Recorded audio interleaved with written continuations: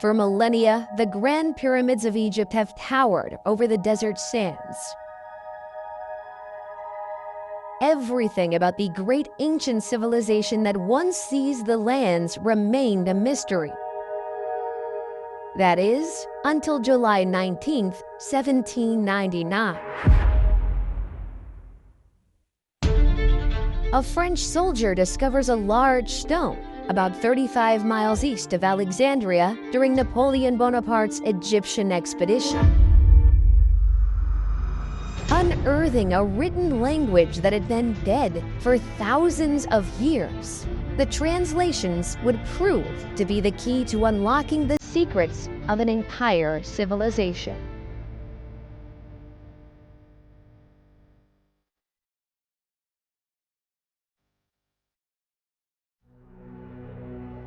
Egypt is the gift of the Nile. That's what Herodotus, the father of history, said. Since the Nile is the lifeline, as it provided Egypt with water for the cultivation of crops, which led to the burgeoning of civilization all along the length of the Nile Valley. The river strip that divided the Egyptian territory into two parts provided a favorable environment for the rise of civilization when the Nile Valley began in the Miocene times, cutting it into its current shape. The various geographical resources effectively contributed to the state's foundation. As a result of the annual floods that spread the fertile soil to the east and west over the centuries, mud deposits built up. When the water recedes and flows along its banks, the agricultural year begins, making Egypt one of the first agricultural communities that ever existed in human history. At the end of the Paleolithic era, there was a widespread production of arrows, harpoons, horns, sewed skins, bone works, and pottery. Carbon-14 tests, on the other hand, were used by researchers to demonstrate that corn was harvested in a Neolithic silo on the edge of Fayum between 4600 and 4250 BC. Later, people built shacks and huts out of reeds and solid mud and sowed corn on the muddy soil of the Nile marshes. Ancient Egypt was divided into two territories, Upper Egypt and Lower Egypt. Lower Egypt lay to the north, where the Nile extended out with its several branches to form the Nile Delta. Upper Egypt, which stretched to Aswan, was to the south. The two kingdoms were united around 3000 BC by King Narmer, but each retained its regalia, the hedjet or white crown for Upper Egypt and the deshret or red crown for Lower Egypt. As a result, the pharaohs were known as the rulers of the two lands, and they wore the shint, a double crown with each half denoting sovereignty of a different land.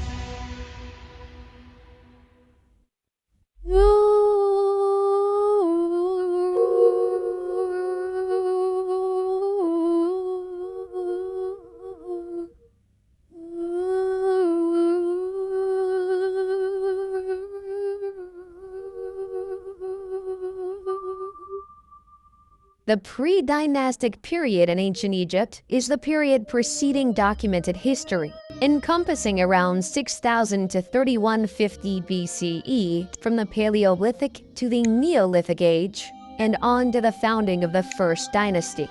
While there are no written records from this period, archaeological digs in Egypt have unearthed items that convey their tale of the Nile River Valley's cultural history. The pre-dynastic period is called by the regions or ancient city sites where these artifacts were discovered, rather than the cultures that lived there.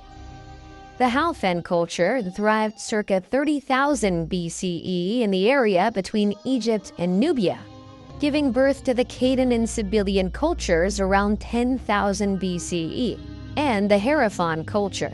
All of these cultures are hunter-gatherer societies that gradually grew more sedentary and settled into more permanent settlements based on agriculture. The Fayum Oasis is a natural basin located southeast of the Giza Plateau that gave home to the Fayum A civilization during 9000 to 6000 BCE. These people lived in the vicinity of a vast lake and made their living through agriculture, hunting, and fishing.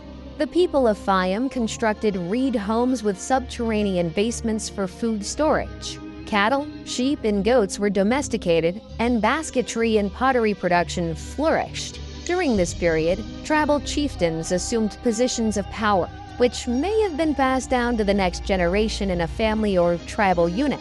Communities went from tiny tribes traveling together to large groupings of diverse tribes living in the same region all the time. The Pyramids culture gave rise to the Merimde during 5000 to 4000 BCE, which was named from artifacts discovered at the location of that name on the western side of the Nile Delta. The majority of Egyptians were farmers, and agriculture was the basis of the dynastic Egypt economy, and farmers relied on the annual summer floods to grow their crops. We know that the first Egyptian farmers were hunter-gatherers. They planted crops such as wheat, lentils, barley, flax, and peas, in addition to herding animals. According to what was found on a location in the western side of the Nile Delta, the oldest levels of Merimdi Beni Salama that evolved between 8000 and 4000 BC, in addition to the Fayum Basin, both dating back to the Neolithic era.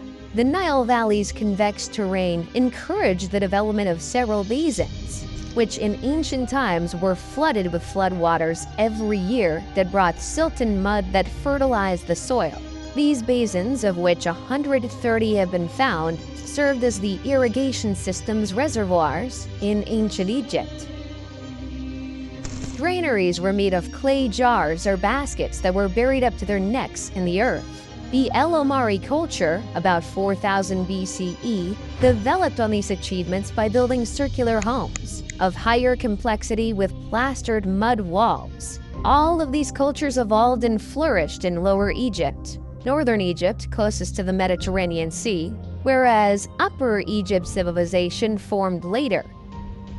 The inhabitants of the Badarian culture lived in movable tents, like their ancient forefathers, but preferred fixed homes. Following the Badarian period came the Amratian period, also known as Naqada I, which constructed more complex homes with windows and hearths, wattle and daub walls, and windbreaks around the main entryway.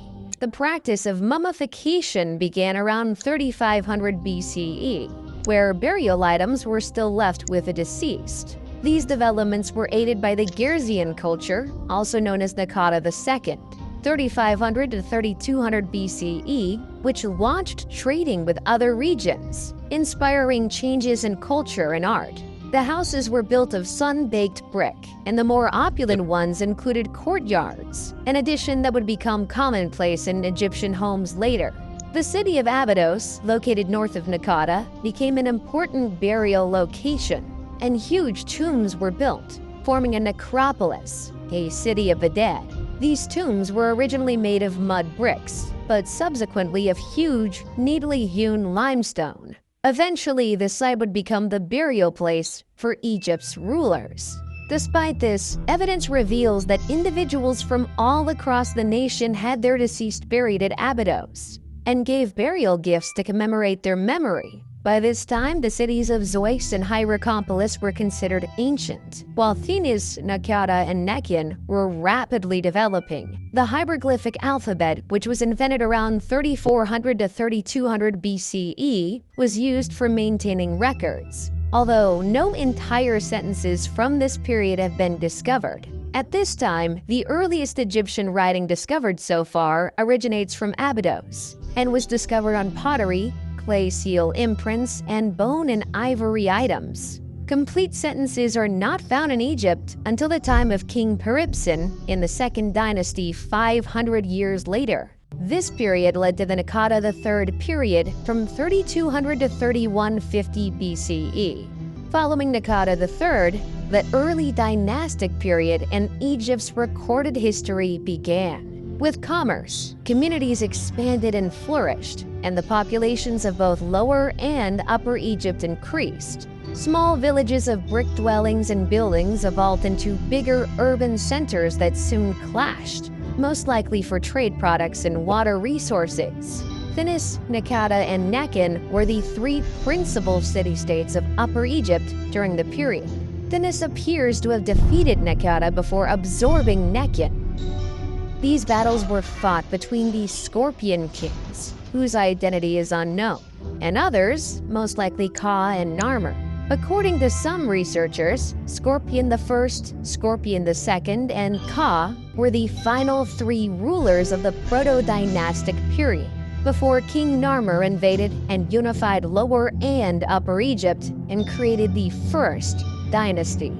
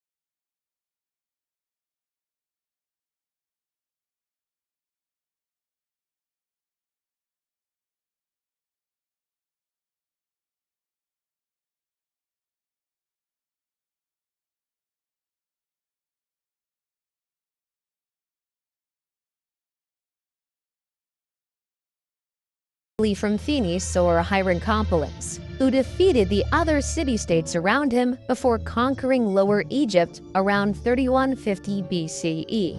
Narmer married the princess Neithotep of Nakata in an arrangement to enhance the links between the two towns. He undertook military operations in Lower Egypt to quell revolts and expand his territory into Canaan and Nubia.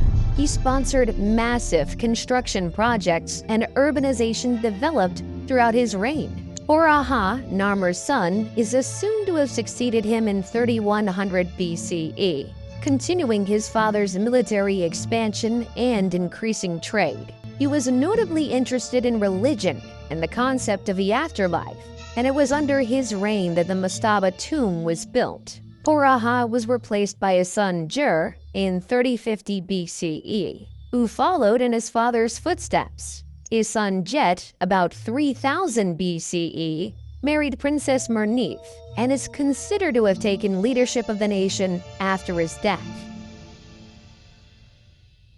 It is uncertain whether she governed as regent for her infant son Den or as queen, but her reign is notable for being the first time a woman is recorded governing in ancient Egypt. Den, about 2990 BCE, is regarded as the greatest monarch of the first dynasty and reigned for 50 years. His reputation as an efficient monarch stemmed from his economic advances, military conquests, and the stability of his rule, as proven by expensive construction projects and elaborate works of art.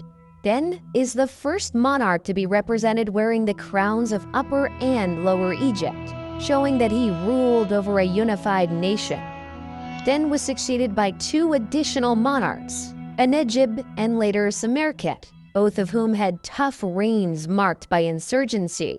The dynasty ended with the Ka's reign, during which his heirs struggled for the throne and were defeated by Hotep II, who established the Second Dynasty. Internal strife and a lack of, or misunderstanding over, records ruined the Second Dynasty, 2890 to 2670 BCE. None of the Second Dynasty monarchs have reliable dates, and several of the kings' names appear to be repeats of earlier rulers. Hotep II, which means two powerful ones apiece, is a prime illustration of this issue.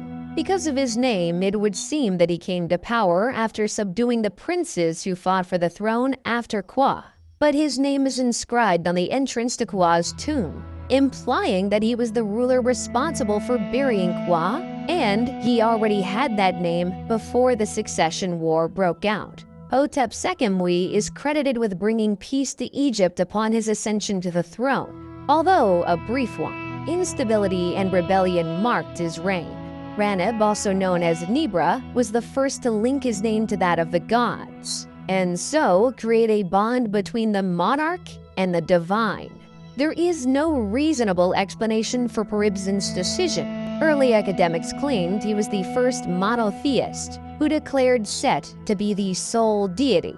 But evidence of his reign's devotion to various gods disproved this. Because his name is only found in Upper Egypt, it's possible that he opted to ally with Set for political reasons, to distinguish himself from the Horus religion of Lower Egypt. For whatever reason, he is regarded as a good monarch because commerce, the economy, religious practice, and the arts all thrived during his reign. Peribsen was replaced by Kheskamui, probably his son, who continued his predecessor's construction projects and is believed to have brought Egypt's two regions back under central control, or at least reinforced unification. His most famous works include the statues at Hierakonpolis and Abydos, as well as his role as the father of Pharaoh Djoser.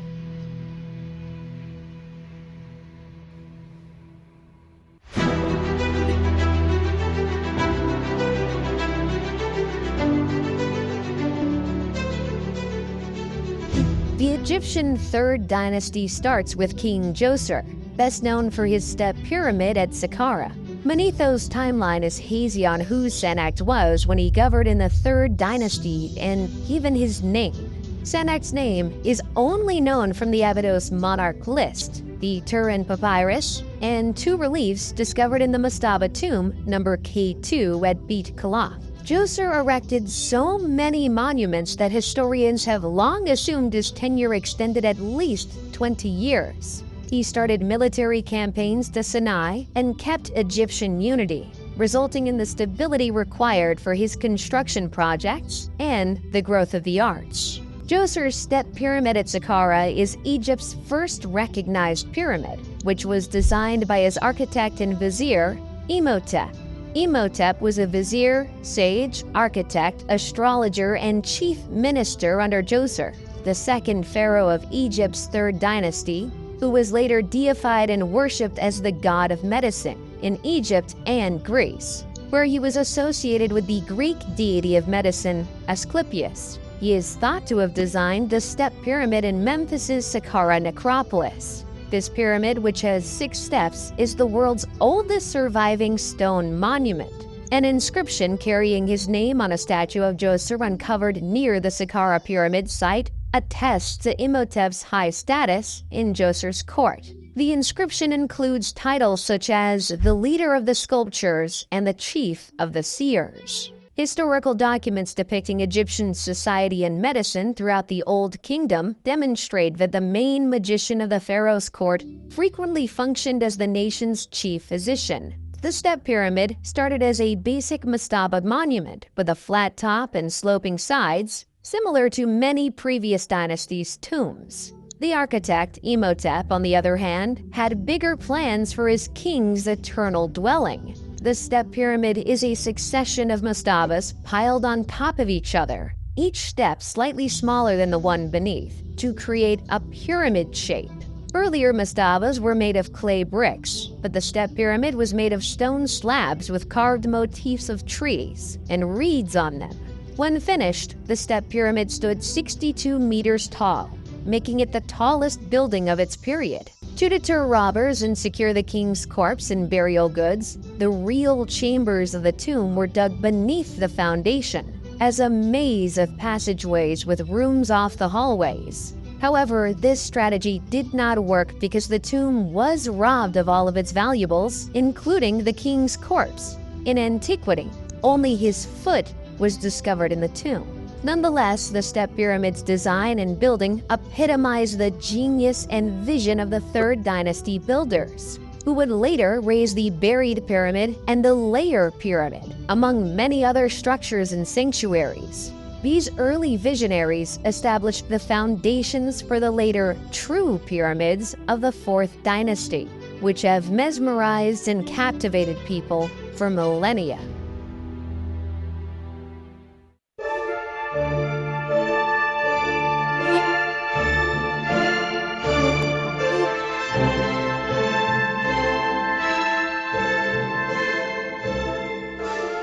The Old Kingdom of Egypt is also known as the Age of the Pyramids or the Age of the Pyramid Builders, because it contains the Great Fourth Dynasty, during which King Sneferu mastered the craft of pyramid construction. and the Pyramids of Giza were built under the reigns of Khufu, Khafre, and Menkaure. The historical documents of this time, the 4th to 6th dynasties of Egypt, are sparse, and historians consider the history of the era as literally written in stone, and mainly architectural in that academics have been able to build a history through the statues and their inscriptions. The pyramids themselves provide little information about their architects, but adjacent funerary shrines and stelae provide the king's names and other significant information. In addition, carvings in stone discovered elsewhere during the period document different events and the dates on which they happened. Lastly, the mausoleum of the 5th dynasty's last monarch, Unas, contained the first pyramid texts, detailed drawings and writings inside the tomb that cast light on the religious views of the period. During the Old Kingdom of Egypt, the elite standardized art and figures were produced uniformly to reflect the tastes of Memphis, the capital. Although other art forms such as painting and literature exhibit more skill in the Old Kingdom, statues from the late early dynastic and early Old Kingdom periods are very comparable. The Old Kingdom's most famous works of art are the Pyramids of Giza and the Great Sphinx of Giza, both of which remain today. Although smaller structures were crafted with the same precision and beauty, in reality, Egyptians placed great importance on Old Kingdom art and architecture in later ages. Although all levels of society may have shared the same religious systems, social inequality persisted even after death. The only significant impediment to reaching an afterlife was being buried outside of Egypt. Egyptians thought that, to be reborn, they needed to be buried in Egypt. If they died abroad, their relatives went to tremendous pains to bring their bodies back for burial, so those correct funerary rituals could be performed and they could be buried in their native land, allowing them to enter the afterlife. To coordinate the labor force that constructed the pyramids at Giza and elsewhere during this time, unprecedented bureaucratic efficiency was needed, and this bureaucracy could only function under a powerful central authority. At the top of the pyramid that represented Egyptian society, the monarch stood. He was granted ownership of all of Egypt by the gods, at least in theory. The literate and illiterate classes were divided in the Egyptian social structure. The literate class was the ruling class. They were a small fraction of the population, but they were the main criteria for determining the character of ancient Egyptian society and everything we knew about the civilization. Individuals were frequently more important than the positions they held. As a result, while the king established the scope of bureaucratic power, effective administration was ultimately dependent on the same pool of literal aristocrats without whom the king could not govern. And we'll state some of them as follows. Because an Egyptian king could not personally control every area of society, the role of the vizier was established as early as the early dynastic period. The vizier, who can be assimilated into a form of prime minister, assigned responsibility to other members of the court, sent communications through scribes, and managed the military, regional governors' activities, public works projects, and tax collections, among other things. Huni, the last king of the 3rd dynasty, was long thought to have initiated the massive building projects of the Old Kingdom by constructing the Mitam Pyramid. But credit for the Mitam Pyramid goes to Sneferu, the first king of the 4th dynasty, who may have been Huni's son by one of his minor queens. Sneferu began the Old Kingdom's golden era, with his most noteworthy achievements being the 2 pyramids constructed for him at Dashur. Sneferu started his work with the pyramid at Mitam, known as the False Pyramid due to its shape. It resembles a tower more than a pyramid, and its exterior casing is surrounded by a massive mound of gravel. The Pyramid of Mitam was Egypt's first real pyramid, but it did not last.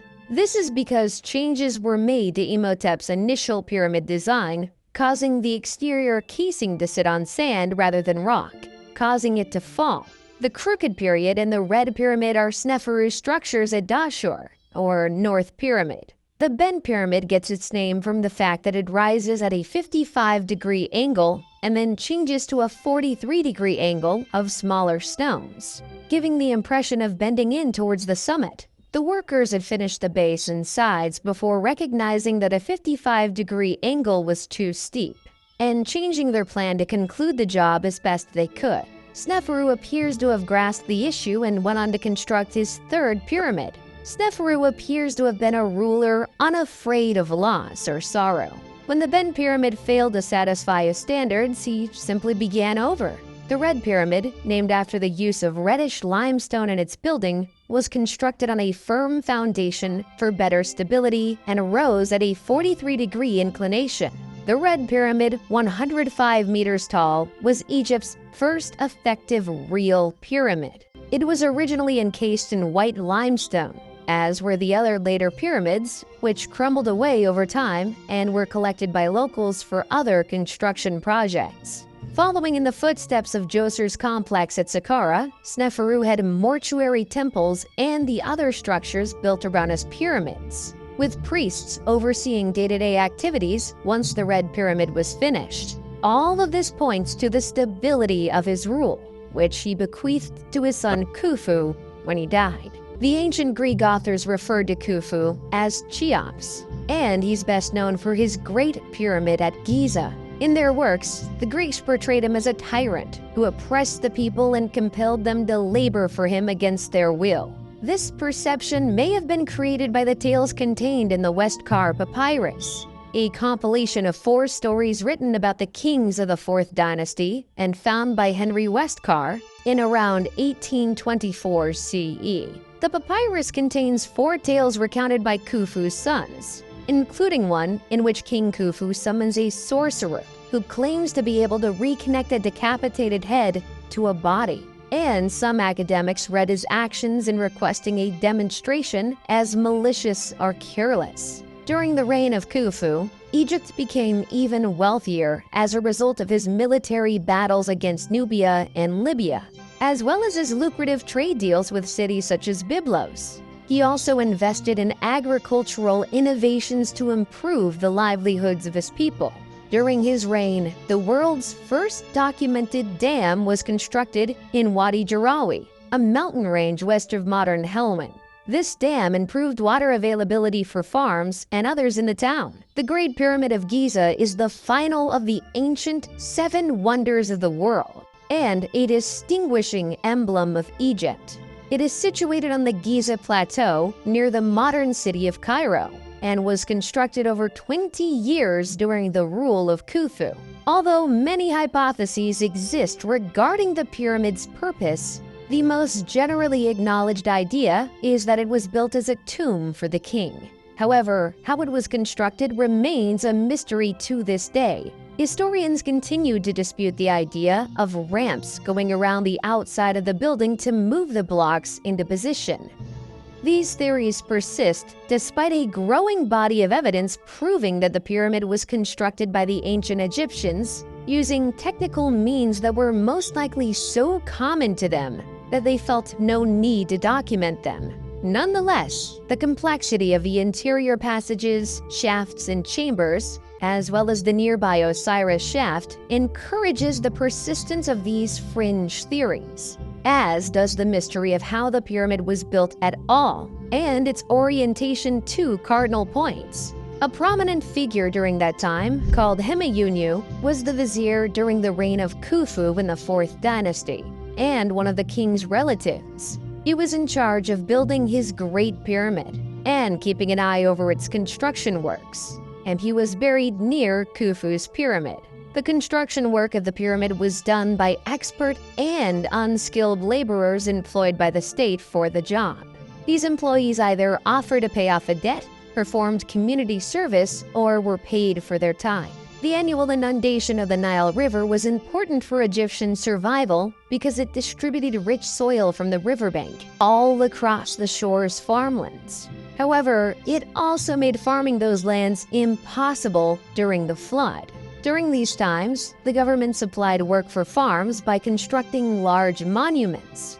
These were the individuals who performed the real, physical labor of moving stones, elevating obelisks, constructing temples, and constructing the pyramids that continue to amaze and motivate people today. Khufu was replaced by a family member outside the legal line called Djedefre after his death. Djedefre was Khufu's son, but he did not appear to be his designated heir. Some scholars believe Djedefre built the Great Sphinx of Giza, while others believe Khafre, his sibling and successor, built it. The Sphinx is the world's biggest monolithic monument, showing a recumbent lion's torso with a king's head and visage. Historically, this king's visage has been identified as Khafre's, but Dobrev and others believe it's Khufu's. It appears to have been constructed by Khafre because it is exactly in line with his pyramid complex, and the Sphinx's face resembles Khafre more than Khufu. Khafre's pyramid is the second largest in Giza, and his complex is almost as big as his father's. Little is known about his rule. According to Egyptian texts, he continued his father's policies and government model by concentrating power in the hands of his closest family members and exerting strict control over policies and laws.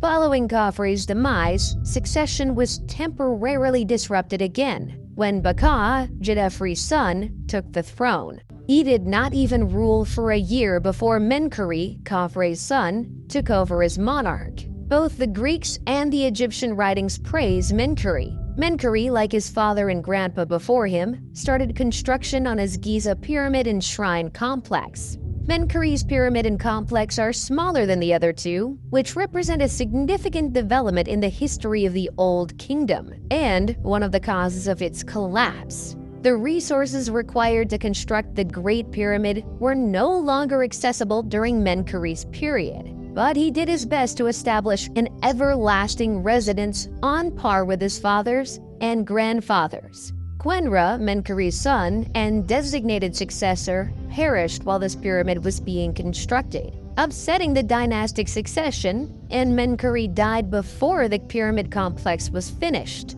Despite reigning for 30 years, he was unable to finish the work of his predecessors, which many historians attribute to the dwindling resources at his disposal. Shepseskaf, Menkaure's successor, finished Menkaure's structure at Giza, but was buried in a relatively modest mastaba at Saqqara. As previously stated, the monarchs diverted immense resources to their funerary structures and buildings. But these temples and sanctuaries were increasingly under the authority of the priests who managed them, rather than the king. Although the Giza Plateau is now an old, sand-swept location on the outskirts of Cairo, it was a city of the deceased, inhabited by the living who tended to it during Menkaure's time. Giza had priests' houses, shrines, worker accommodations, stores, factories, breweries, and all the amenities of a small metropolis. The civilian life in ancient Egypt was very active. The lowest social class consisted of peasant farmers who did not own the land on which they worked on or the houses in which they resided. The monarch, members of the court, nomarchs, and priests owned the land. To begin the day, peasants would say, "Let us work for the nobility." Peasants were virtually always farmers, regardless of what other trade they practiced. They cultivated and harvested their crops, giving the majority to a landowner while keeping part for themselves. Most had private gardens, which the ladies maintained while the men worked in the fields. The lowest stratum of society created the items utilized in commerce, allowing the civilization as a whole to survive. These peasants were also part of the workforce that erected Egypt's pyramids and other monuments. When the Nile River's banks overflowed, farming became difficult, and the men and women went to work on the king's projects. This labor was always rewarded, and no literary or physical evidence supports the assertion that any of Egypt's major monuments were erected by slave labor. Work building monuments like the pyramid and associated burial complexes, temples, and obelisks provided the peasantry with the sole possibility of upward mobility. Skilled painters and engravers in particular were in high demand in Egypt, and were paid more than unskilled laborers who merely hauled the stones for the construction from one location to another. Peasant farmers might also raise their status by learning a craft and producing the vases, bowls, plates, and other ceramics that people need. Skilled carpenters could make a fortune by making tables, desks, chairs, beds, and storage chests, while painters were needed to decorate upper-class dwellings, castles, tombs, and monuments. Brewers were likewise held in high regard, and breweries were occasionally controlled by women. They appear to have been operated on by females in early Egyptian history. Beer was the most popular beverage in ancient Egypt, and it was commonly utilized as a kind of recompense. 3 times a day, workers on the Giza plateau were given a beer ration. The deity Osiris was said to have provided the drink to the people, and breweries were overseen by the goddess Tenene. Marriages were more secular than religious in ancient Egypt. The parents planned the majority of weddings in any of the classes. Girls were often married at the age of 12, and boys at the age of 15. Royal offspring were frequently promised to foreign monarchs as babies to seal treaties. The ancient Egyptians' lives were not all labor. They found plenty of time to have fun by participating in sports, board games, and other activities. Hockey, handball, archery, swimming, tug-of-war, gymnastics, rowing, and a sport known as water jousting, which was a sea battle played in small boats on the Nile River in which a jouster tried to knock the other out of his boat, while the second team member maneuvered the craft, were all ancient Egyptian sports. The festivals of ancient Egypt were individually distinct in their own right, depending on the nature of the occasion, but they all had one thing in common: drinking and feasting. The Egyptian diet consisted mostly of grains, wheat, and vegetables. The meat was incredibly expensive, and only royalty could afford it. The 4th dynasty ended with Shepsekhaf's brief reign, and the 5th started with much less hope. The 5th dynasty is known as the Sun King's dynasty because so many of their titles contain the name of the deity Ra, usually given as Re. The first 3 of these rulers, Userkaf, Sahur, and Kakai, would later be memorialized as divinely chosen in the West Kar papyrus tale, The Birth of the Kings. The dynasty starts with King Userkaf, but a lady called Kenkaz, most likely a daughter of Menkaure, appears prominently in the Egyptian texts as mother of 2 kings of Upper and Lower Egypt, though it's unclear who those monarchs were. Her monument is the 4th Pyramid at Giza, and she was a significant person. Not much is known about her. Userkaf is best renowned for his work on the Temple of the Sun and Abusir. This structure represents a significant divergence from the position of the monarch at the beginning of the 4th dynasty, and the beginning of the end of Giza as the king's necropolis. The sun deity Ra was now venerated directly by the people through the priesthood, and the king's position as the god's primary representative was reduced. Userkaf's son Sahir replaced him and constructed his funerary complex at Abusir near the Temple of the Sun. Sahir was a capable monarch who led the first Egyptian expedition to Punt and arranged significant trade treaties with other countries. Punt, on the other hand, was one of his biggest accomplishments, as it became an important source of many of Egypt's most valuable resources, and in time was regarded as a legendary country of the gods. Sahir constructed his own temple to the sun in Abusir and was the first to use palmiform columns in the building, which would later become the norm for columns throughout Egypt. Sahir's war exploits and cautious resource management enriched the nation, as demonstrated by the intricate work done on his mortuary complex and the inscriptions discovered. His son, Nefertiti Kakai, succeeded him. Inscriptions suggest he was a good king and well-regarded, but little is known of his tenure except that the priesthood got even more dominant during his control. His son, Nefertiti, succeeded him but perished young, possibly around the age of 20. He was followed by King Shepsekhar. Nusir-ini succeeds him, and the priests of Ra acquire even more authority during his rule. The bureaucracy of the temples and mortuary buildings grew as well, putting a burden on royal coffers, which paid for sanctuary care and maintenance. Menkaure replaced him, but little is known about his rule other than the fact that he was the last monarch to construct a temple to the sun. Djedkaraisi replaced him in the late 25th to mid-24th century BC. The roots of Djedkaraisi are unclear. He's not regarded as Menkaure son, but he may be connected. To keep the economy stable, he reforms the administration and the clergy extensively during his rule. Djedkaraisi refused the customary practice of erecting a shrine to the sun deity and decreased the number of clerics required to maintain funerary structures. He also arranged the Second Punt expedition, which enriched Egypt and reinforced relations with Punt. The most important element of Djedkaraisi's reign, however, was the decentralization of the government in Memphis, which gave local authorities more authority.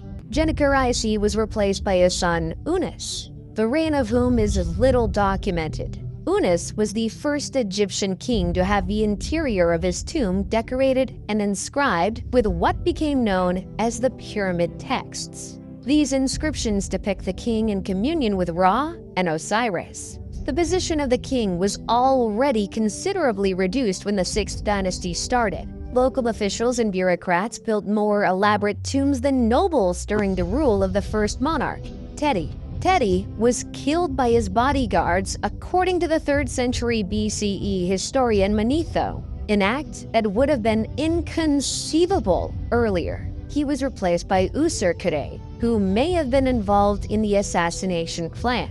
His reign was brief, and he was followed by Pepi I, during whom the nomarchs gained authority. By the end of the Old Kingdom, the political power had fragmented and the system was decentralized. The restoration of central power was a lengthy process that lasted well into the 12th dynasty. Because of the breakdown of central power, political authority passed into the hands of the nomarchs, who took complete control. This pattern persisted during the reigns of Merenre-Nemtimsof I and Neferkare-Pepi II, who ascended to the kingdom as a child and perished as an old man, signifying an incredible rule of nearly a century. During Pepi II's lengthy rule, the Old Kingdom gradually crumbled. The increasing influence of provincial nomarchs and the clergy eroded the central government's and king's authority. Pepi II was followed by Merenre-Nemtimsof II, with a very short reign, and the dynasty ended with Necherkar, who is identified by some scholars and Egyptologists as the queen Nitocris from Herodotus's account of an Egyptian queen who avenges her brother's murder by drowning his killers at a banquet. Pepi II had outlived any heirs to the throne and appears to have been a pretty ineffective monarch in his final years. When drought caused famine in the country, there was no effective central authority to react to it. The Old Kingdom terminated with the 6th dynasty because no powerful ruler ascended to the throne to guide the people. Local authorities focused on their areas and lacked the means and motivation to assist the rest of the nation. As the 6th dynasty died out, Egypt gradually descended into the first intermediate period.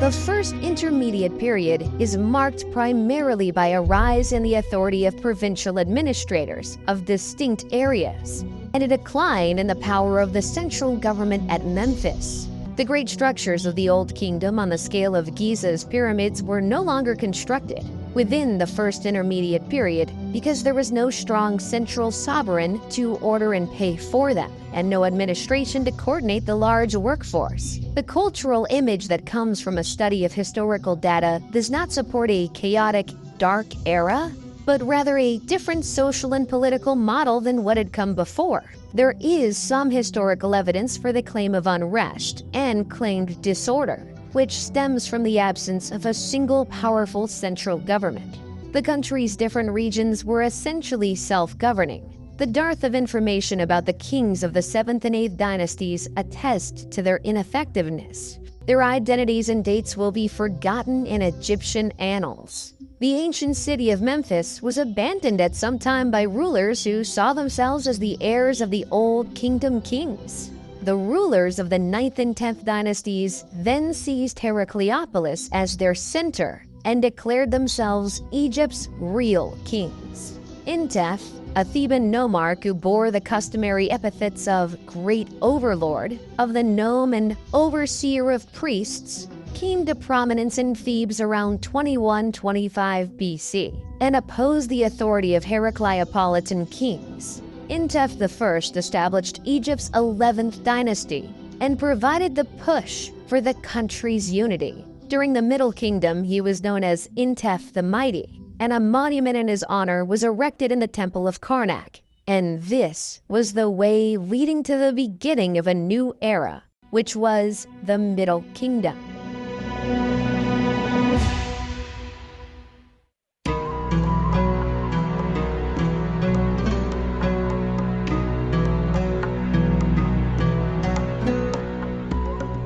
Although Mentuhotep II was known as the Second Menes, who united Egypt and ushered in the Middle Kingdom period, the road to that unity was laid out by Intef I and his successors. Mentuhotep I, approximately 2115 BCE, followed Intef I's path and conquered the neighboring nomes for Thebes, considerably increasing the city's stature and strength. His initiatives were carried on by his predecessors.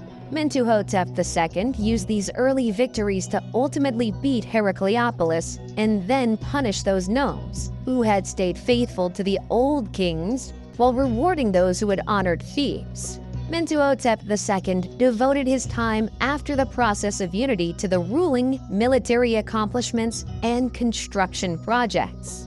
Mentuhotep's successor, Mentuhotep III, reigned during 2010 to 1998 BCE, maintained and expanded his programs. He dispatched an army to Punt and strengthened the northern delta's borders. Mentuhotep IV replaced him. His entire 7-year rule is silent, but he most likely continued his predecessor's policies effectively because the nation is thriving when Amenemhat replaces him as monarch.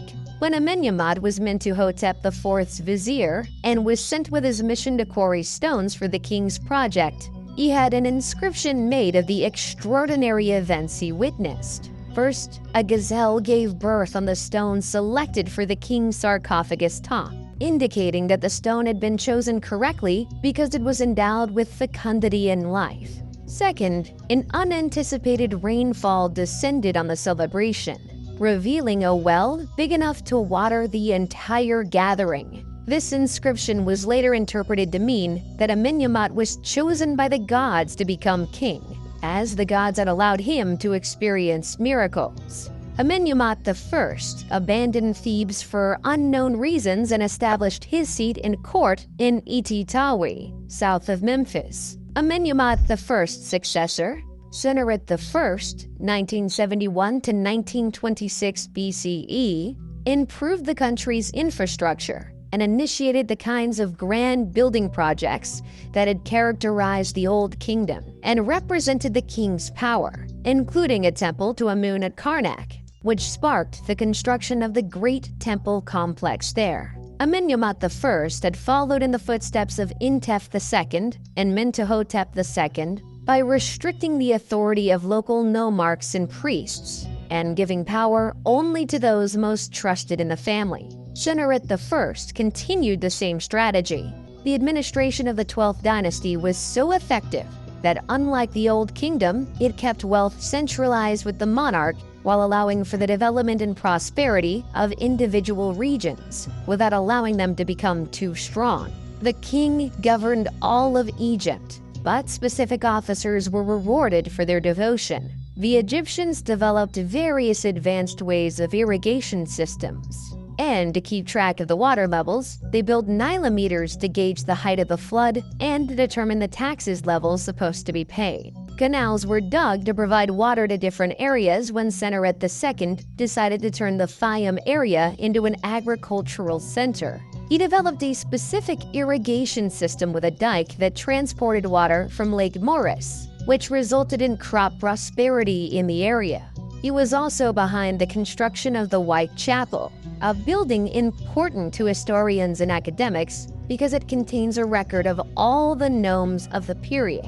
Sennacherib I was followed by Amenemhat II, 1929 to 1895 BCE, who may have governed alongside him.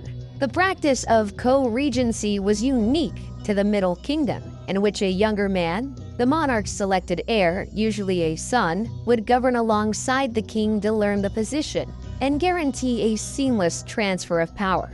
Scholars disagree on whether this practice was truly followed, though there is no question that it was followed by Amenemhat II and his successor Sennacherib II, 1897 to 1878 BCE. Double dates for two rulers on official cartouches indicate co-regency. Amenemhat II's reign is little known, but Sennacherib II is noted for his excellent ties with the regional nomarchs and improved prosperity of the nation. It's worth noting that during Sennacherib II's rule, local officials thrived just as they had at the end of the Old Kingdom. But this did not cause the kingdom the difficulties that it had previously. Sennacherib II was followed by Sennacherib III, 1878 to 1860 BCE, the most potent monarch of the period, whose reign was so prosperous that he was deified during his lifetime.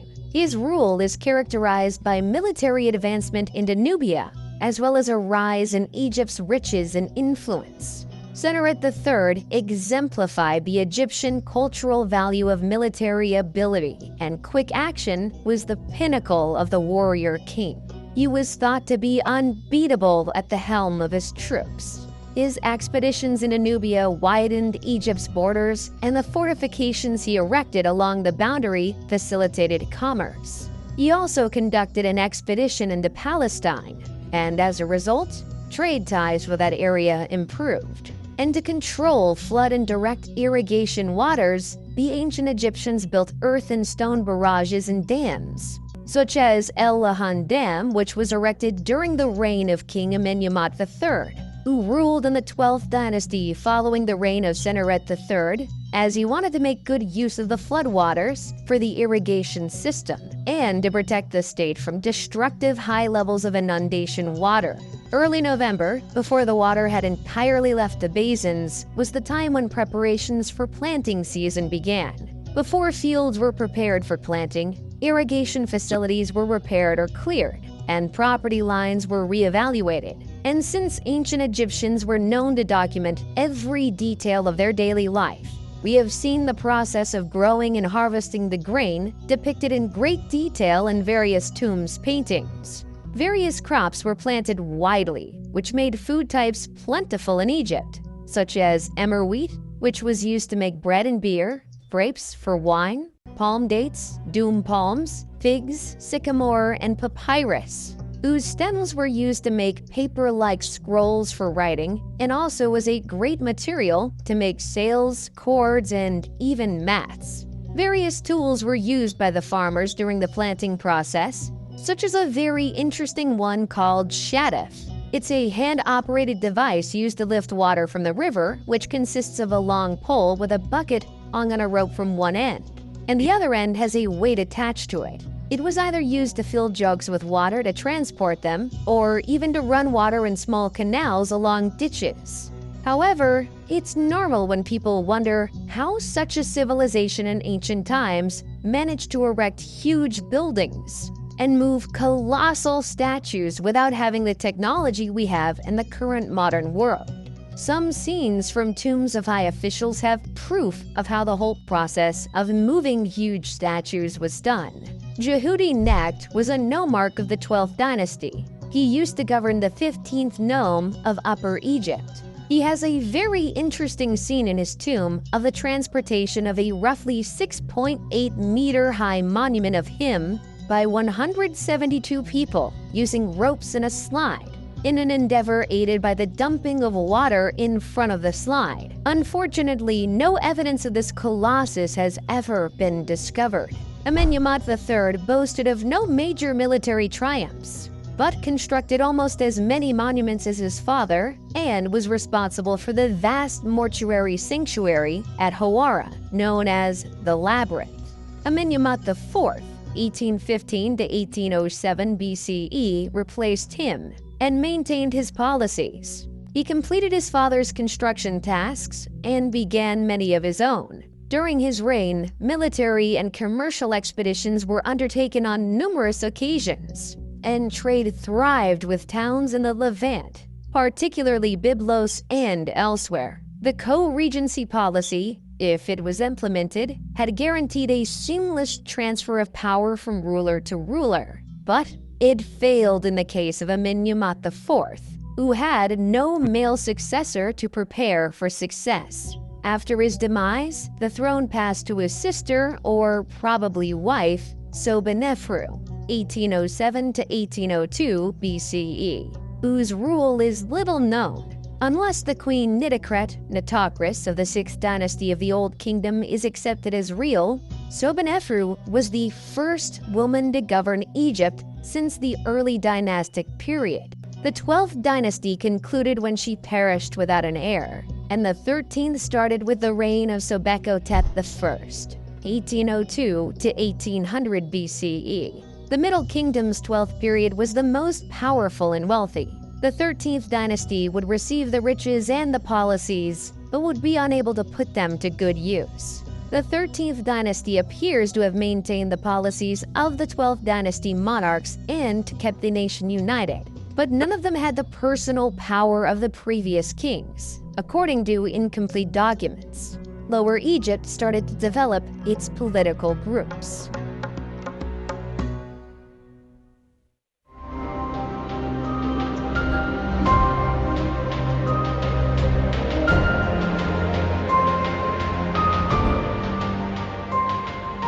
This era starts when the Egyptian rulers of the 13th dynasty relocate the capital from Tawai to Thebes, the former capital of the late 11th dynasty in Upper Egypt, thereby weakening their grip on the north.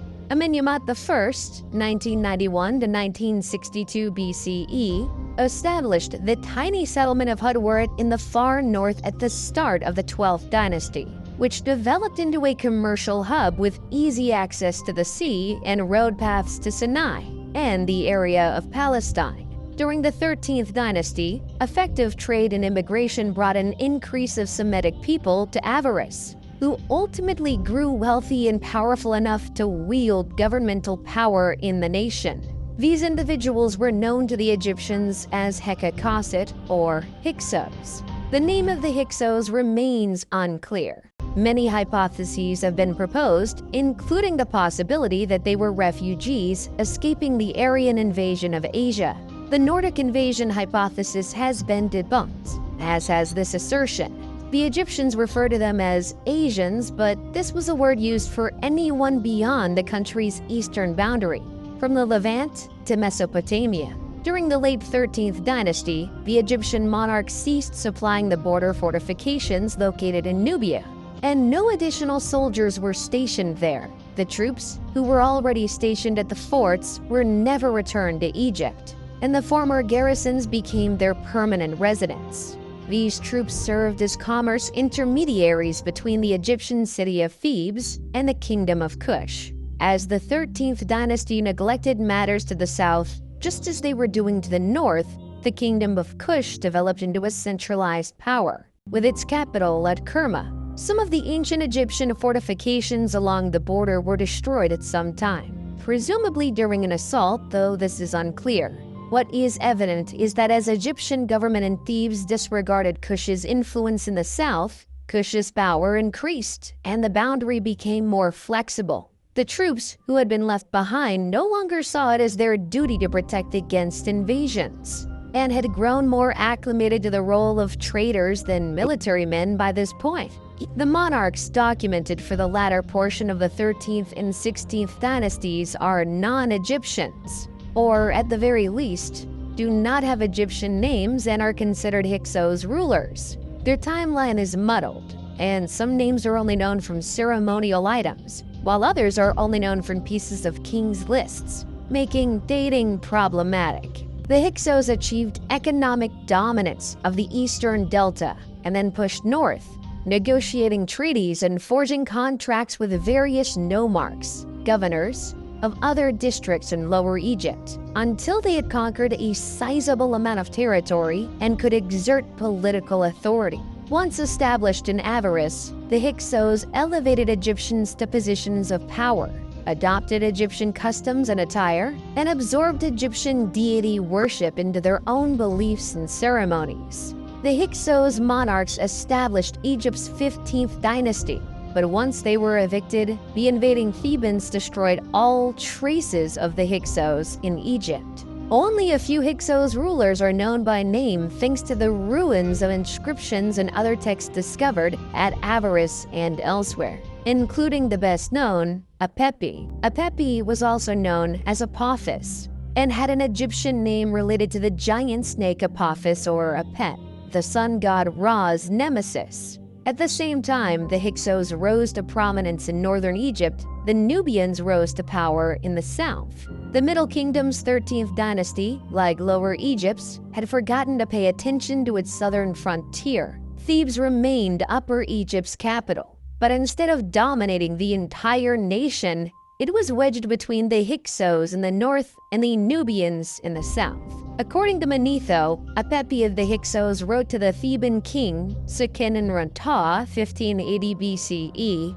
"Do away with the hippopotamus pool to the east of the city, for it prevents me from sleeping day and night." The message was most likely about the Theban practice of hippopotamus hunting, which would have been insulting to the Hyksos, who worshipped Set and included the hippo in their religious observances. Tao, rather than complying with the request, saw it as a challenge to his autonomy and marched on Avaris. His mummy indicates that he was slain in battle, and this, together with the events that follow, reveals that the Thebans were vanquished in this fight. Tao's son Chamos took up the cause, lamenting bitterly in an inscription about having to pay the Asiatics taxes and dealing with outsiders to the north and south of him and his kingdom. He launched a huge attack on the Hyksos, destroying Avaris according to the narrative. Chamos reports that his attack was so fast and scary that it rendered the Hyksos women barren, and that he destroyed the city to the ground following the carnage. This tale appears to be exaggerated, as the Hyksos retained control of Lower Egypt 3 years after Chamos' invasion, and Avaris remained the Hyksos' stronghold. Chamos was succeeded by his brother Ahmose, who, according to the inscriptions, drove the Hyksos out of Egypt and destroyed their metropolis of Avaris. These events are described in the tomb inscriptions of another man, Ahmose son of Abana, a soldier who fought under King Ahmose, who describes the devastation of Avaris and the retreat of the remaining Hyksos to Sharawin in the Palestine region. Ahmose then besieged this city for 6 years until the Hyksos fled again, this time to Syria, although what happened to them after that is unknown. Ahmose I not only established the 18th dynasty, but also began the new Kingdom of Egypt, the age of the Egyptian Empire. The Hyksos were responsible for the formation of a professional Egyptian army of conquest, since Ahmose I, and those who followed him, sought to ensure that no foreign nation ever gained such dominance in their land again. The triumph that would become the new kingdom, a period of unprecedented prosperity and success in Egypt, is the legacy of the Second Intermediate Period. The 18th dynasty of Egypt, established by Ahmose I, would build some of the most renowned and memorable monuments since the Old Kingdom's pyramids, and expand Egypt's borders into a kingdom.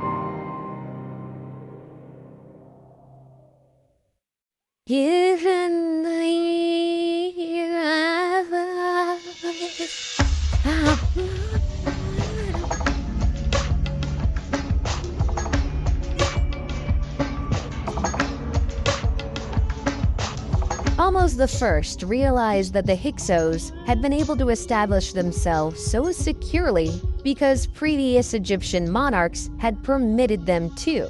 As a result, he chose to establish protected areas around Egypt's boundaries and fortify neglected settlements in strategic locations to protect the nation.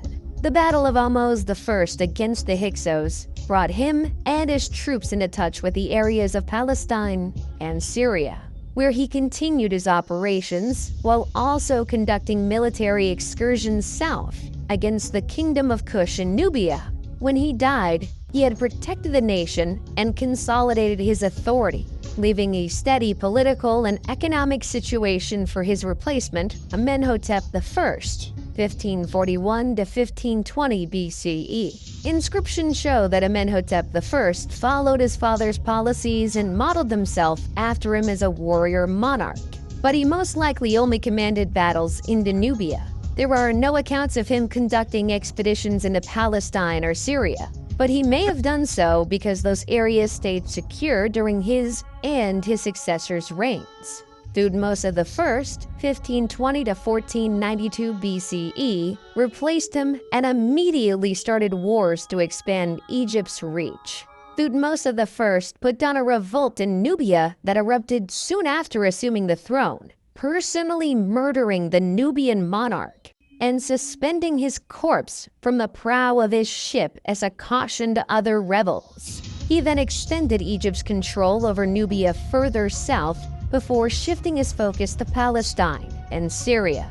He expanded Thebes' famous Temple of Karnak and built numerous other temples and structures throughout Egypt. Thutmose II, 1492 to 1479 BCE, succeeded him, but little is known about his rule because he was quickly eclipsed by his more potent half-sister, Hatshepsut. Hatshepsut, 1479 to 1458 BCE, was one of the most potent and effective New Kingdom rulers. Thutmose II had one child with her, and he had another with a minor woman, Thutmose III, whom he named as his successor, 1458 to 1425 BCE. Following Thutmose II's death, Hatshepsut was appointed regent of Egypt and officially co-ruled with Thutmose III, but she had been the force behind her husband's tenure and continued to do so as she saw fit after his death. Hatshepsut is in charge of numerous construction initiatives.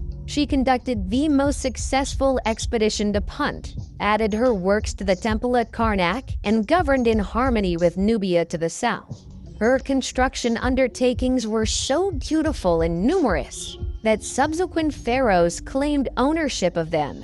They were able to do so because Hatshepsut's name was taken from all of her structures, including her magnificent complex at Deir el-Bahri around 1458 BCE. Concerning the obelisks that were erected in the different temples, they were symbols of the sun god, and many of them can be found everywhere in the whole world, whether they were real Egyptian ones or modern ones imitating the ancient Egyptian obelisks. The process of carving one is not a paradox, as there is an unfinished one located in the quarries of granite in Aswan.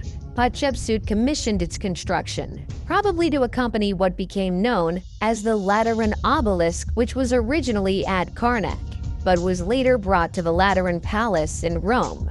Thutmose III inherited a wealthy and secure country in 1458 BCE and wasted no time in improving it. Thutmose III establishes the Egyptian Empire, which his descendants would sustain. He defeated the neighboring countries and expanded Egypt's dominion further than it had ever been before, using the war chariot acquired from the Hyksos, bronze weaponry, and better strategies. Over 20 years, he led at least 17 separate military campaigns, subduing kingdoms from Libya to Syria and extending Egypt's authority in the south, from the region around Buin down to Kyrgyz. When Hatshepsut died, Thutmose III ascended to power. Believing him to be weak and inexperienced, the king of the Syrian city of Kadesh instigated a revolt in the Egyptian province of Canaan, which swiftly gathered support from other places aiming to dethrone Egypt. This coalition met in the city of Megiddo. Thutmose III marched his army from Thebes to Megiddo in northern Canaan, prudently choosing a narrow pass from the town of Aruna instead of the wider and easier routes to the city. and surprised his enemies by entering the Kina Valley behind their defensive positions and driving them from the field. Thutmose III had to lay siege to the city to seize it. Geneni, who was Thutmose III's commander and military scribe, naturally accompanied his monarch in war to put down the rebellion and wrote a record describing the fight. Thutmose III was so taken by Jani's tale that he had sections of it written on the walls of the Great Temple of Amun at Karnak, and, to a lesser extent, elsewhere. Geneni begins by describing why the writing on the temple's walls exists. He then goes on to explain the campaign and its motivations. The wretched adversary referenced on several occasions is the king of Kadesh, who started the revolt and gathered the armies against Egypt. But it is also used to refer to everyone who joined the rebellion at times. Following the Battle of Megiddo, Thutmose III would subdue and punish those who took part, capturing not just Kadesh, but also all of Syria and the Mitanni territories in Mesopotamia. He was succeeded by his son Amenhotep II, 1425 to 1400 BCE, who inherited and built on his father's powerful and safe kingdom. He was not a warrior king, but he did order many construction projects and signed peace treaties and commerce deals with other countries, such as Mitanni. Thutmose IV, 1400 to 1390 BCE, his replacement, carried on his programs. Based on readings of his renowned dream stele, which recounts the tale of how he came to the kingdom, Thutmose IV is regarded as a usurper, although he is the legal son of Amenhotep II. He's best known as the king who rebuilt Giza's Great Pyramid. He is followed by Amenhotep III, 1386 to 1353 BCE, who is regarded as one of Egypt's most effective and powerful rulers. Amenhotep III ruled Egypt at a time when it was at its artistic, political, and fiscal apex. His reign was one of the most opulent in Egyptian history, and he frequently used his riches to persuade other nations to do what he desired. He kept the nation stable, enlarged its boundaries, and devoted himself to the arts and construction initiatives.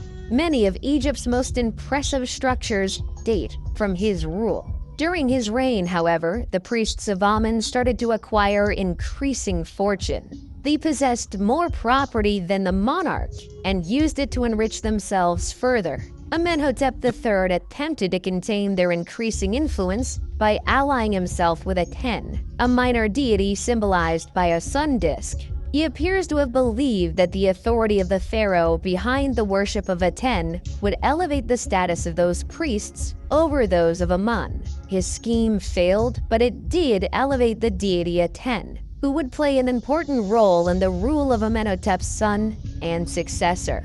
Amenhotep IV, also known as Akhenaten, was an Egyptian pharaoh renowned for establishing monotheism and banishing the ancient gods. His rule became known as the Amarna period because the Egyptian capital was relocated from Thebes to modern-day Amarna. He ascended to the kingdom as Amenhotep IV, but changed his name to Akhenaten in the 4th or 5th year of his rule, dissolved the old religion, particularly the worship of Amun, and raised the deity Aten to the position of the one true god. Only the cult of Aten was recognized as a valid religious organization. All other sanctuaries were shuttered, and their veneration was prohibited. He built a shrine to Aten at Karnak's Great Temple of Amun, which he also shuttered. His wife was the famous Nefertiti, best known for the magnificent bust created by the sculptor Thutmose. Upon Akhenaten's death, he was succeeded by his young son, Tutankhaten, 1336 to 1327 BCE, who quickly changed his name to Tutankhamun, who took to the throne at just 9 years old. The young leader relocated the capital to Memphis, restored Thebes as a religious center, which also held political significance, reopened the temples, and restored Egypt's ancient religion, although he instituted significant changes that helped secure the nation. He's best known for his magnificent tomb, which Howard Carter found in 1922. Tutankhamun was married to Ankhsenamun, his half-sister, until his demise at the age of about 18. Ankhesenamun may then have married the vizier A, possibly 1324 to 1320 BCE, who some experts believe replaced Tutankhamun, or she may have attempted to reign on her own. Whatever part A played in the succession, Ankhesenamun vanished soon after Tutankhamun's death, and the general Horemheb took control, devoting to return Egypt to its former grandeur. Horemheb, 1320 to 1295 BCE, went to great measures to erase the Amarna period rulers from Egyptian history by burning all of Akhenaten's statues and writings, including completely demolishing his sanctuary at Karnak. Horemheb defended traditional Egyptian religion and customs. Relationships with other countries and Egypt's infrastructure were ignored during Akhenaten's rule. Horemheb returned Egypt to its previous glory, though he was unable to bring it back to the heights of Amenhotep III. He perished without an heir, and his vizier Pyramids seized the kingdom as Ramses I, establishing the 19th dynasty. Ramses I was an elderly man when he ascended to the kingdom, and he swiftly named his son Seti I as his successor. Ramses I resumed Horemheb's task of rebuilding Egypt's sanctuaries and shrines, as well as adding to the vast Temple of Amen at Karnak. He gave Seti I the authority to lead military missions to reclaim areas lost during Akhenaten's rule. When he passed, Seti I ascended to the throne and continued Egypt's reform and revival, adding his own touches to the big project at Karnak, and grooming his successor for dominance, his son Ramses II, 1279 to 1213 BCE. He is the most well-known pharaoh of Egypt today. Ramses II governed Egypt for 67 years, and the magnificent temples and monuments he constructed in celebration of his conquests and accomplishments still stand as a testament to the wealth of his reign. There is hardly any ancient Egyptian site that does not mention Ramses II, and the story of his triumph in the Battle of Kadesh in 1274 BC is legendary. However, one of his greatest acts as pharaoh was not one of battle, but one of peace. The forging of the first peace treaty in history. Anatolia's Hittites had been gaining prominence since the 2nd millennium BC, and by 1530 BC, they had surpassed Babylonia as a notable nation, and they were putting Egypt to the test. Letters of intent had been addressed to the 18th dynasty's king Akhenaten, but he had never responded or taken note of Hittite activities along his boundaries. Horemheb had waged unsuccessfully against the Hittites, who had grown even more strong by the time of Tutankhamun, Akhenaten's successor, and were daring enough to garrison districts on or near Egypt's borders. When Horemheb became pharaoh in 1320 BCE, he initiated a more forceful campaign against the Hittites and secured Egypt's frontiers. Although the problem of the Hittite invasions was never fully overcome, Seti I had gained Palestine and Kadesh for Egypt, but happy with the victory, had made no plans for the city's defense. Now, Ramses II of the 19th dynasty had to cope with the problem of the Hittite invasion, and gathered his forces at Ramses in 1274 BC to remove the Hittites from Kadesh and weaken their army. Riding in his chariot at the head of 4 divisions, 20,000 soldiers, Ramses II marched his first division so quickly that he soon outdistanced the other 3. Near Kadesh, 2 Bedouins were apprehended and asked about the whereabouts of Muwatalli II and his army, to which they replied that the army was nowhere near Kadesh, and that Muwatalli II feared Egypt and the young king. The Bedouins, however, were Hittite spies, and Muwatalli II had already fortified Kadesh, with his chariots, 3,500 of them, and troops, 37,000 men, waiting just over the next hill. According to some combat accounts, Ramses II caught several more spies who told the awful reality about his condition, but the information arrived too late. Ramses II had separated himself from the rest of his army in his haste to seize Kadesh and vanquish the Hittite ruler. Just as the Hittite chariots slammed into his camp, he dispatched messages to the other 3 divisions. The Ta division arrived in time to prevent an Egyptian army defeat, and Ramses II personally led the remaining Aman division into action many times, pushing the Hittite soldiers back onto the Orontes River, where many perished. Muwatalli II just only marched from Kadesh's walls to trap Ramses II's forces between his army by the river and his advance. But for unexplained reasons, he chose to stay in the city and never committed his reserve men to fight. Ramses II declared a great triumph at Kadesh and had a scribe record his narrative of the wonderful fight. Muwatalli II's version differed significantly, most notably in claiming Kadesh as a Hittite victory. While Ramses II did not capture the city, he did break the Hittite army on the field. And while Muwatalli II kept possession of Kadesh, he did not destroy the Egyptians as he had intended.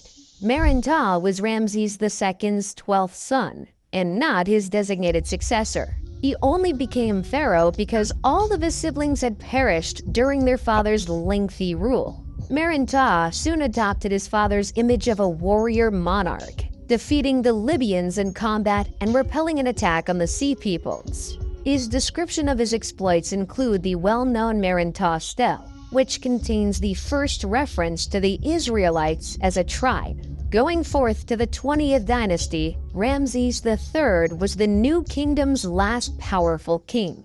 After Horemheb restored the ancient faith, the priests of Amun's authority grew steadily, drawing income and influence away from the monarchy. Throughout the Ramessid era of the 20th dynasty, the condition deteriorated. The concept of having a war was existing as the threat of the people was remarkably increasing, which forced Ramses III to declare war over them.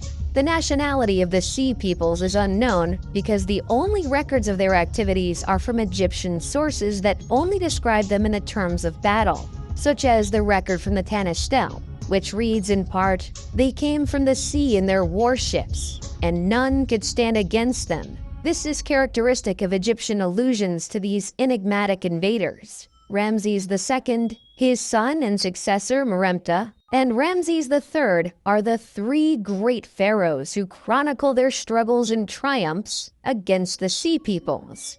All claimed huge victories over their opponents, and their inscriptions include the most extensive documentation of the Sea Peoples. During the time of Pharaoh Ramses III, the Sea Peoples invaded and destroyed the Egyptian commerce hub at Kadesh, and then attempted to invade Egypt again. They began their operations with swift attacks along the coast, before pushing toward the delta. In 1180 BC, Ramses III subdued them, but they returned in force. Ramses III would have been aware of his predecessors' fights with these people and how violent they were. He decided against a field engagement and instead employed guerrilla tactics as a plan. He set up ambushes around the coast and along the Nile Delta, and his archers were especially efficient, putting them camouflaged along the beach to shower down arrows on the ships at his signal. The ships were set on fire with burning arrows once the crew was dead or drowning. After crushing the naval invasion, Ramses III turned his focus to what remained of the invading troops on land. He used the same tactics as previously, and in 1178 BC, the Sea Peoples were defeated off the coast of Xoix.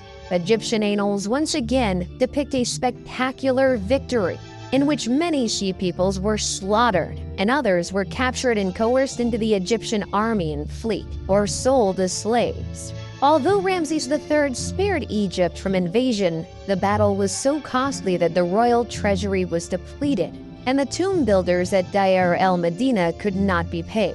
This resulted in the first documented labor strike in history, in which workers walked off the job and refused to return until they were properly reimbursed. And then, the momentum of the Egyptian empire started to fade. Ramses III retained a powerful central authority, secured the borders, and kept Egypt prosperous. But the kingdom was crumbling around him. The office of the Pharaoh of Egypt no longer held the same level of reverence it once did because the priests of Amun served as an intermediary between the gods.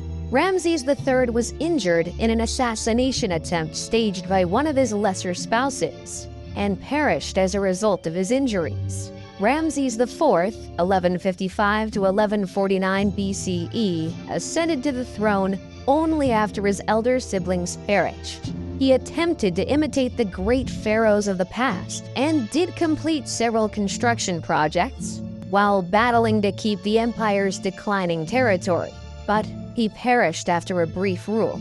He was succeeded by his son, Ramses V, who fought to retain control against Amun's priests and keep the kingdom together. His successor, Ramses VI, carried on the fight with little success. Ramses VII replaced him, followed by Ramses VIII, about whom little is known, Ramses IX, Ramses X, and Ramses XI. All of these pharaohs fought to keep the kingdom together in the face of outside incursions and internal conflicts with Amun's priests. An incident related to these struggles, though obscure, involves a man called Amenhotep, high priest of Amun, who was deposed by the vizier Pinehazy and forced to escape south to Nubia.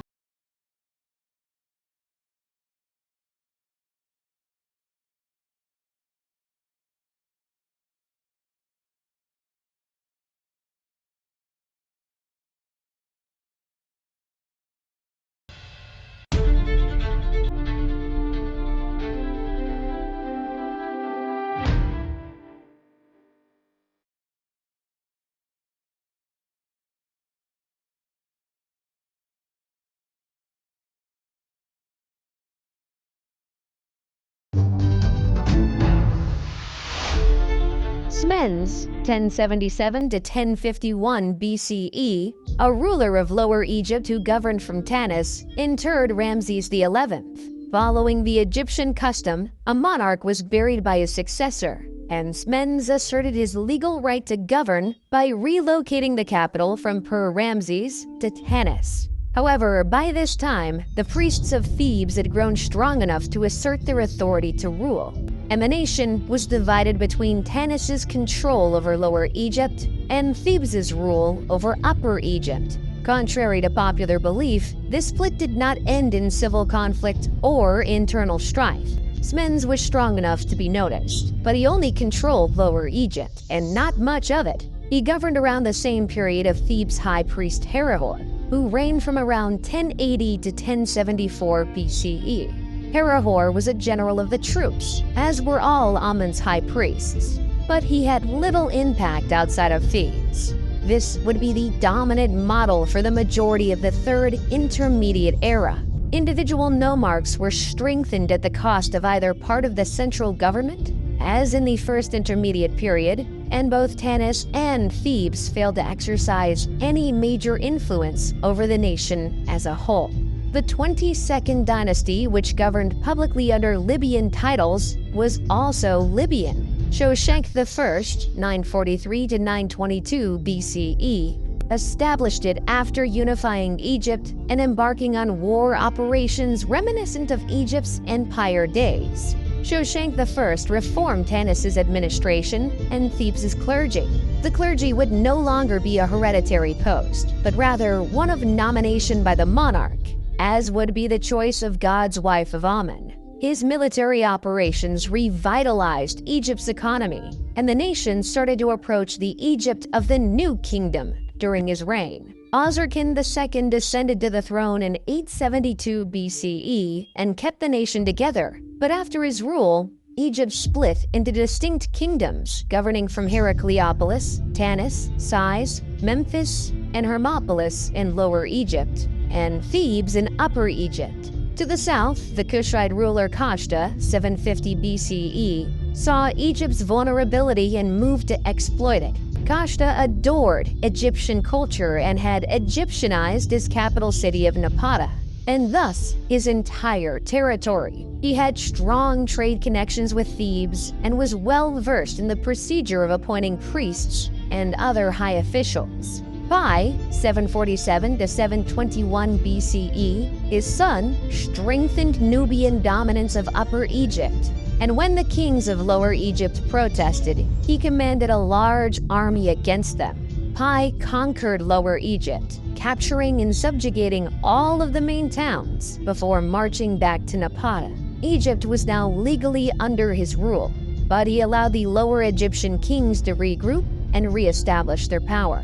These buffer zones diminished during the Third Intermediate Period, and Egypt lost its prior strength. But there were still countries on its boundary, such as Judah and Israel, that served the same purpose. The subjugation of those areas by Shoshenq I pushed Egypt's boundary up against the Assyrians, with no buffer in between.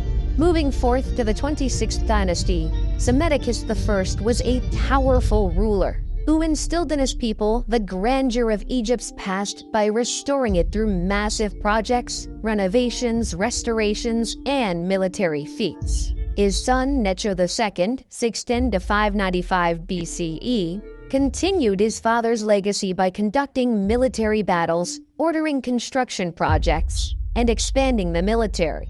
The Egyptians were never great seafarers, and Necho II recognized this by establishing a fleet of Greek mercenaries, which proved quite successful. Necho II is regularly portrayed as a great warrior and military commander who strengthened the nation he had inherited. During the reign of Amasis II, he was successful in reforming government spending while also stimulating the economy and directing war operations. Egypt came together behind his leadership and thrived once more, with a thriving economy, secure boundaries, and prosperous commerce. Building projects, temples, and other works of art were finished, and Egypt's reputation regained some of its lost lusters. He was replaced by his son Psammetichus III, 526 BCE, who was a young and inexperienced king who was ill-prepared for the difficulties he faced. Cambyses II, the Persian monarch, had sent to Amasis asking for one of his daughters as a bride. But Amasis, not wanting to obey but also trying to prevent confrontation, sent Apries' daughter instead, who was his predecessor. This former Egyptian princess was profoundly offended by Amasis' choice, particularly since it had long been Egyptian policy not to transfer noble women to foreign monarchs as wives. When she arrived at Cambyses II's palace, she disclosed her true identity, and Cambyses II vowed to revenge Amasis' slander by sending him a fake bride.